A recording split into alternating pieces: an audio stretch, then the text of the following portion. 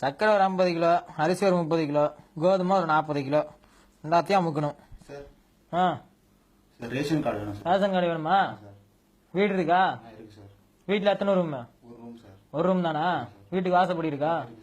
Bathroom 3 room வந்துருச்சு. 3 room இருந்தா ration card எல்லாம் கொடுக்க கூடாது அப்படின்னு ரூல். ரேஷன் கார்டு இல்ல, கிளம்பு. என்னடா இப்படி அநியாயம் பண்றீங்க? ஓவரா பேசினா குன்ற சத்தல் புடிச்சு விட்டுரும். படைப்பா. ஐயா ரேஷன் கார்டு.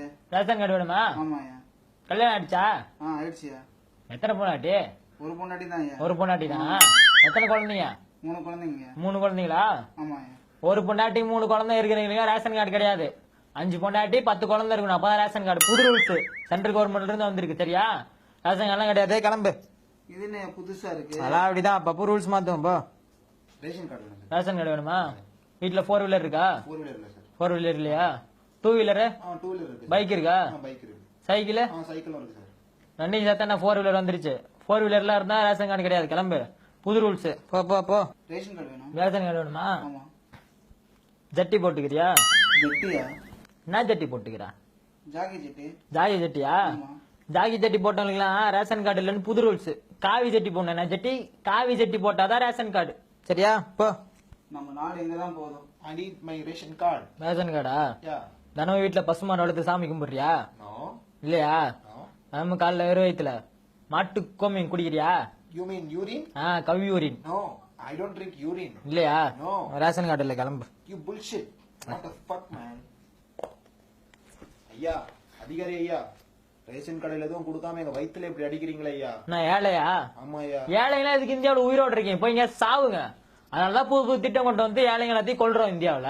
இப்படி புது புது திட்டம் எடுத்துட்டு வந்து எங்க குடும்பத்தை அடிக்கிறீங்க, எங்களை ரொம்ப கொடுமைப்படுத்துறீங்க ஐயா. நீங்க நல்லாவே இருக்க மாட்டீங்க, நாசமா போயிடுவீங்க. இங்க ஐயா ஐயா ஐயா, ஓவரா பேசுனீங்களா? இப்படிதான் அவுத்து விட்டு விடுவோம். கார் துடிக்க துணி கிடைச்சது.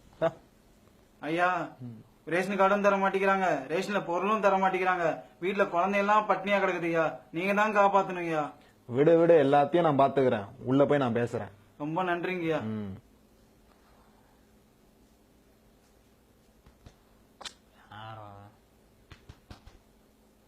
தலைவரே உட்காருங்க. தலைவரே உட்காரு. தலைவரே, நீங்க சொன்ன மாதிரி ஊர் மக்களுக்கு யாருக்கும் ரேஷன் பொருளே கொடுக்கல. எல்லாத்தையும் நாமளே அமைக்காச்சு. லாரி எடுத்துட்டு வந்திருக்கீங்களா? எல்லாத்தையும் ஏத்திக்கிங்க. அவங்க எல்லாம் உயிரோட இருந்து என்னத்தை சாதிக்க போறானுங்க, என்னத்தை கிளிக்க போறானுங்க?